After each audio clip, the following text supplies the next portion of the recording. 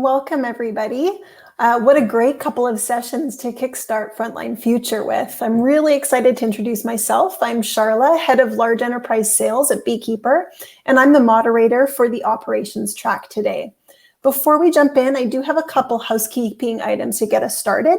So if you have any questions, please add them in the chat on the right-hand side, and we'll respond to as many as we can. If we aren't able to get to your questions, no worries. We will follow up with you directly afterwards. Okay, I have the pleasure of introducing our first session of the day, a panel around the future of frontline work. On the panel, we have Simon Mutlu, who's the VP of North America for Beekeeper. With over 15 years of experience, he's worked with some of the largest retail organizations in the world to help them collaborate internally to improve engagement, productivity, and results. Next on the panel, we have Jim Banoski, manufacturing contributor for Forbes. Jim has spent his entire 3-decade career in manufacturing in products ranging from paints and plastics to food and bourbon. His focus has been in engineering. He does hold a bachelor's degree in mechanical engineering, as well as operations and management. He's a veteran of such companies as Ralston, Purina, and General Mills, and he's currently responsible for all store brand manufacturing of dairy and beverage products for a major regional US grocery chain. And lastly on the panel, we have Jeff David, the president of the Fittler Club and principal for Jeff David Hospitality. Jeff David is a recipient of the Hotelier of the Year, has a pedigree that spans over 25 years, and is a leader in the industry in opening luxury properties. With the help of pioneer mentors such as Chip Conley, Airbnb, and Scott Case, Priceline, and Upside, he has created a company based around mastering the paradox of balancing human leadership with modern-day innovation. His current projects include creating a floating luxury hotel in Miami, sounds nice, a membership-based wellness sanctuary in Nashville, and a resort with social impact in Haiti. Jeff David's expertise in the hotel startup space credits him in opening almost $1.5 billion worth of high-profile luxury assets in Aspen, Anguilla, Times Square, Nantucket, and Washington, D.C. Best known for having a constant score of over 95% in employee satisfaction, David leverages his business acumen with emotional intelligence. I'll hand this over to Simon now to kick off. Welcome, everyone. Thank you very much, Charlotte. Really appreciate the introductions. And thank you so much, Jim and Jeff, for joining us for this panel conversation. Love to be able to just kind of start off and understand, I think between the three of us, we span three very different industries, but they have so many similarities between them. What would you say the future of frontline work means for each of you? Jeff, do you want to start off?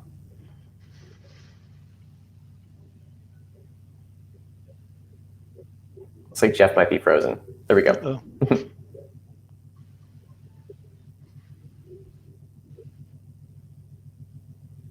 Jim, I guess I'll hand off to you. Yeah. You can tell us what the future of frontline work means for you in your background and your industries that you work with.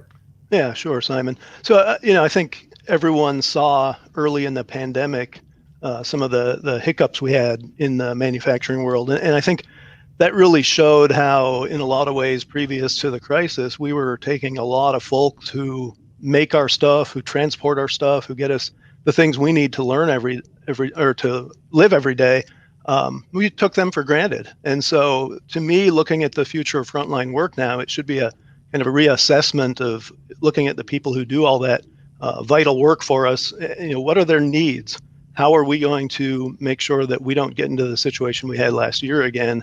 And then how do we make sure that we're valuing them as people and as contributors in the way they truly contribute, not taking them for granted and really giving them a fresh start on what they want out of their jobs and what they want out of their careers. Absolutely. I appreciate that. And Jim, if you could give us a little bit more color around the types of roles that you're describing when you talk about frontline in your world. Yeah, sure. So, I think broadly about supply chain, I've been focused pretty narrowly on manufacturing for a lot of my career, but here lately with Forbes work, broadening that out to everything end to end. And so you're talking about, everyone from, farmers or miners, the people who get the raw materials that we work with, the people who transport those, who process those up front, then the manufacturing workers who make those into final products, all the contributing workers. It's not just the people on the floor, it's all those different roles like procurement and sales and HR. Those were all frontline workers during the crisis last year who still had to go to their jobs every day versus staying at home and working from home. And then the people who transport the finished goods, who warehouse the finished goods. Obviously, here lately, we've seen a lot of focus around the transportation end of supply chain. And so, yeah, it's almost unfathomable the number of roles and the sheer number of people who contribute to all that, who really are part of that frontline workforce that we all rely on. Thank you. I asked because when people think about how the frontline workforce makes up 70 to 80% of the global workforce, sometimes Right. people forget about all the roles that adds up to. Yeah. Jeff, in your world, what would you say the future of frontline work means for you?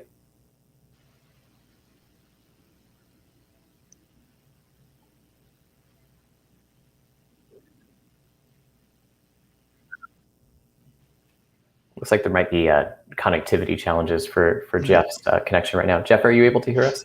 Yeah, I apologize for my IT issues, so it's a little choppy. Am I clear? You are now, yeah. Yeah. I could hear you. Can you hear me? We can, yeah.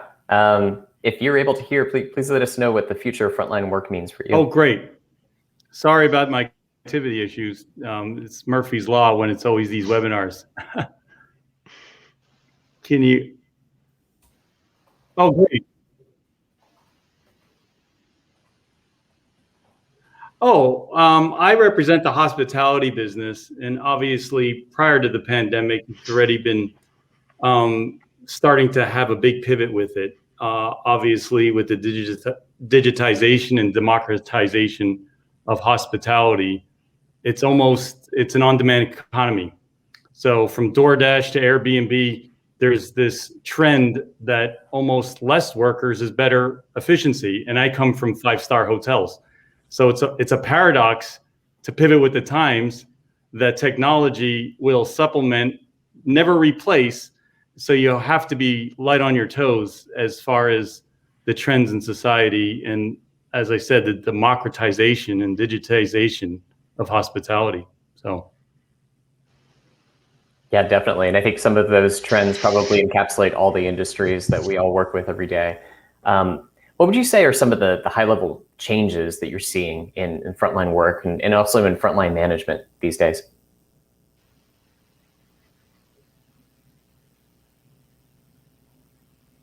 And since it's choppy, I'll go, but I don't know if you said Jim or Simon. I see a lot. I see that LinkedIn is replacing resumes. I see that, algorithms and business intelligence is starting to replace instinct and wherewithal. I see people with diverse entrepreneurial short-term tenures replacing people 8 to 10 years in one type of business. So I see a lot of trends in the workforce as far as that's concerned. Definitely a lot of shifts going on, and most of them pointing toward digitization. Jim, are you seeing the same thing? Yeah, that's a huge discussion right now. The whole Industry 4.0, the new technologies that are jumping into the manufacturing and supply chain worlds. And it's interesting, I think, touching on what Jeff said, you're never going to replace people. What you're doing is augmenting people. And people talk about this whole thing being so new, but I mean, industrial robots go back to the late 50s and early 60s of the last century. So it's been going on for quite a while. It's just accelerating with the technology we have coming on. So I think what we're going to see with the frontline worker is there will be jobs displaced. Hopefully we continue to remove those jobs that are dangerous for people, that are, just rote work, boring, unrewarding, and we bring people into higher level, higher technology roles. As we do that, plants become cleaner, they become more attractive to work in. So there are a lot of benefits to it. But along the way, then we've got to, going back to my earlier comments, we've got to look at what people need and be upskilling our existing workforce, training the new workforce for the new demands of the high-tech world. really working with them on where those solutions ought to first be applied. They're the true experts. We like to come in and say, oh, we're going to fix your problems without talking to them about what those problems are. So involving them in those solutions is going to be paramount. You bring up a really good point, Jim, in that I think a lot of these things are not necessarily new. We think about, like you're talking about, robotics or automation. Right. Everyone right now is talking about mRNA. That's been around for a while too. It's just that these things are just making the news more these days. Obviously, when we think about the news over the last year, there's been a gauntlet of unforeseen challenges: health, economic, political, both wildfires and deep freezes, you name it, right? So there's been a lot more focus on agility, being able to collaborate and adapt under any circumstances than ever before. Jim, are you seeing a lot of agility going on in your world, or any examples of that? Oh, yeah. Yep. Most people will probably be familiar with the concepts of Lean and Six Sigma, some of those improvement processes that have really been a mainstay in the supply chain world. And there's been a lot of challenges to some of those orthodoxies. Things like just-in-time manufacturing, where we had such tight inventories and we were relying on shipments coming in routinely and on time, and suddenly you have these disruptions and products aren't being made. You have no toilet paper on the shelves. That's a big problem. So yeah, agility and resilience are the two big words now. And it's not like those tools we had were wrong. It's just that we didn't have the kind of challenges that we've seen in the last year in most people's memories, right? So it's a matter of learning from what we've been through and maybe applying those tools in a new or different way, so that we're not getting ourselves back into that situation where, we can't get our chicken wings from the grocery store, or we can't get bicycles now because the supply from the Asian countries has been disrupted. So yeah, I think we're going to see more near-in manufacturing. It won't wholly, replace foreign manufacturing, but there's going to be a lot more of not replacement, but supplementing and making supply chains more resilient and flexible. It's a good point. It's been a good study in supply chain management for everyone out there. My wife leads a supply chain for a manufacturing company, so I learned a lot over the years, but just people not being able to get toilet paper last year was a good way for everyone to learn about how exactly that is made and sourced and delivered. Jeff, same question for you. Are you seeing good examples of agility, businesses pivoting and to new circumstances? Yeah, I think even the most stable of workforces have to turn into entrepreneurs and live in chaos due to the recent circumstance. So the ability to adapt, almost like Darwin, is actually stronger than the ability to be consistent in your service and your paradigm and your consistency. Because of recent economic and pandemic crisis, but I think that's going to be the pace car for the future. I think it's adapt or die with this on-demand society. And I do think stability is a weakness. I think long time tenure is a weakness. I think intellectual curiosity and being close to the times is what the future is all about right now.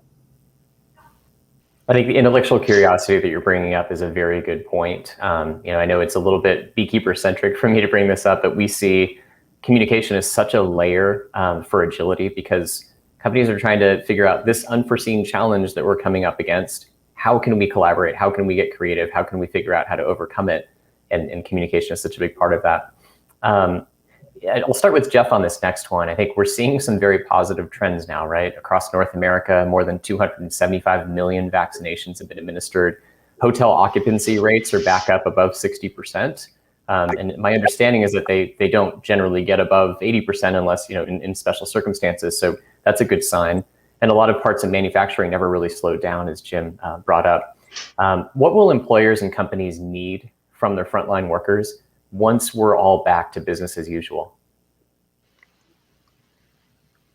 I think a lot of businesses to recover out of the economy, and obviously what we're facing in hospitality is hiring. So obviously it's the other side of the pendulum to a stimulus program. People are very comfortable with unemployment and maybe even pivot out of hospitality because it just took such a blow and people need to get their means.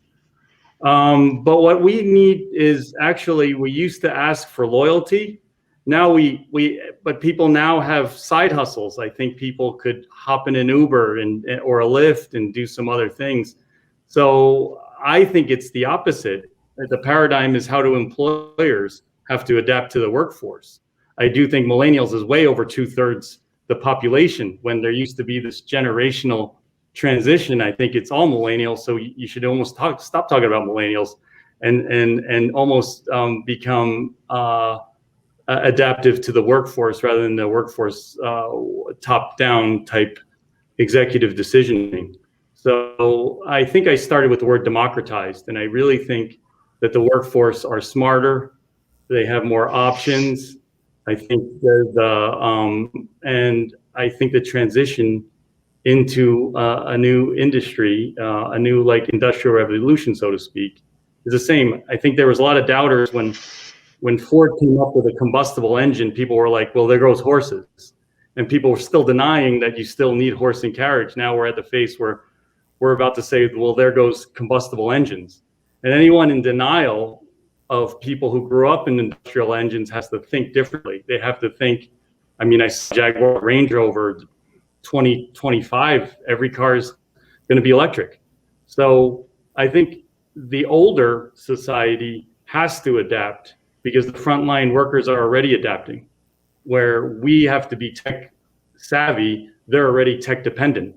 So I think the new generation, and I used to call them millennials, they're kind of like the population now, is dictating the employer. So CEOs are getting younger and younger because they're riding the trends before the headlines earlier and earlier, you know? Certainly here in the Silicon Valley, we're surrounded by CEOs in their 20s. So I feel very old and unaccomplished these days. Yeah. Jim, I'll go to you with the same question about what everything will look like when business is back to usual, which in your world, maybe business already has been moving, but maybe in a different way. Yeah, it's been a crazy year, going on year and a half. And I agree wholeheartedly with Jeff. I think what we're going to see is a huge realignment around what the relationship between those frontline workers and the management and leaders becomes. People realize now they've got some options, and they don't have to just bow to an authority because he or she's an authority.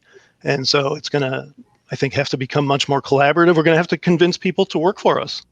And a lot of places, it just hasn't been that way. And so, I think it's a great juxtaposition of what we have available from a technology standpoint, and that will push some of the digitalization, certainly in my world, that might otherwise have gone lacking, is just because we can't get the workers we need. So we need to automate some of these less desirable jobs just to be able to get product out the door. But then I think a big piece of it is going to be, what do the workers of today and tomorrow want, and how are we going to fulfill that? How do leaders become, we've talked endlessly about servant leadership. Guess what? It's going to be a requirement now. And so I think it's a wonderful thing. If there's a silver lining from the whole mess, it's that there's going to be more equitable treatment by necessity across the business environment. I think you bring up a very good point about employment being more of something that people are assessing all the time, whether the company that they're working for is the right fit and what their loyalty is, and the company is earning that loyalty every day. I think about my in-laws each worked 30 years for the same company, and now they have a pension, and it's a totally different world nowadays, where people are basically figuring out their career options all the time. Another dynamic that we're seeing, and I think Jeff, you touched on this generational dynamic, which isn't just millennials. It's it might be 2/3 of the population or more at this point. But there's a whole group of people entering the workforce now who never grew up with email. They didn't do day-long seminars to learn concepts. They got teachings in piecemeal. They're used to rich content on a mobile device rather than a long document for things. And skill training is such a big part of the frontline workforce. Jim, are you seeing any differences in the training and development of people on the front line? I'm starting to, but I'm listening to the question and thinking, geez, I'm already behind on this. There's so much going on; it's hard to keep up, and that makes perfect sense what you're saying. Now, in my world, I have written about, for example, AR, VR enabled training, where you can literally feel that you're running this heavy lift crane when all you're doing is using a system just like your kid uses to play his video games. And so I think we're going to see a lot of that, the technology more and more intruding into the training world, not just the operational world. But yeah, I hadn't even thought about the vast differences in how younger people have come up. And yeah, we're going to have to adapt to that. And so I've got my own homework to do there, I guess. Jeff, are Yeah, you seeing? I see it. I see that. I think the purpose of your company, why we're doing things rather than how we do things. We used to have technical training, which is how you do things. I think the why is a lot more important than the how right now, because I think everyone's an independent thinker. The vast way they could digest media and information makes us kind of the minority as far as people who's built businesses ground up. So I used the word before, but I do think it's democratized. I do think that you probably need to embrace shorter tenures or embrace their intellectual curiosity, that you're going to lose really smart people if you constantly don't stimulate them. So yeah, I think it's interesting. I think it's a different world. The frontline workers, if you really want to be a history lesson, like slavery used to be the highest form of human capital, right? It was a utility, it was energy. And there was a panic, not for the moral code of slavery, but it would implode the economy if you got rid of slavery. But what it did is it made industrial revolution, where like cotton gins and everything started to supplement. So I don't think that humans will ever get replaced by self-driving cars or drones, because we still have to make it. But I think that's quicker than we think it's coming. I think that, like, I formerly came from Four Seasons and high touch luxury, and people is an on-demand society. It's not just room service. It could be DoorDash. I could have sushi and pizza and chicken wings all at the same time, faster than my cloche and white tablecloth. So I do think that technology is going to reign supreme. I do think that Steve Jobs' invention of this iPhone is just changing everything. And I just think that we have to adapt or die. So it's curious, and you got to watch the trends. I think every business needs to be either an early adopter or early majority, because I think the late majority or the laggers will just wind down and be obsolete. That makes sense, Jeff. It's almost like there's a Moore's law for how much appetite people have for service and experience, and so there never will be enough humans to help facilitate that need. Jeff, question for you to start off, and then we'll go to Jim. The jobs that people are doing are fundamentally changing operationally. How do you think companies will approach this for the frontline?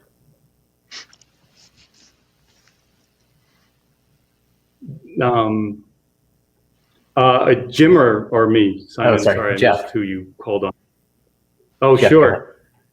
Yeah, I think because technology is so fleeting, you can't look at a LinkedIn and resume that they worked on that program before, So I do think that they have to be quick learners, but I do think that there's a certain connect the dots. There's a certain common language that's starting to happen, whether it's app-based or everything.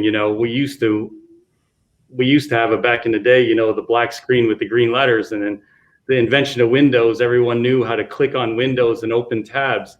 Now I think it's going to be very handheld, and I think that training I think it's going to get easier. I'm going to go with another paradox where I think training will be easier because everyone's adapting the common language, how an app works. Like, I think new programs are agnostic to the operation, because it mimics how we behave, how we call a car, how we call food, how we we could watch our delivery man and change our temperature and talk to Siri or anybody like that. So I think there's a common language to be had with a device, with voice control and everything on a half by half inch app. So I think training might be even easier. Yeah. Sure hope so, because I think that the point that you're bringing up about language is one of the biggest challenges to solve, especially in the frontline. Not just the different languages that people speak, but also language between humans and machines, like what you're bringing up. Jim, same question for you. How do you think companies will need to approach the fundamental changes in the roles that people are doing?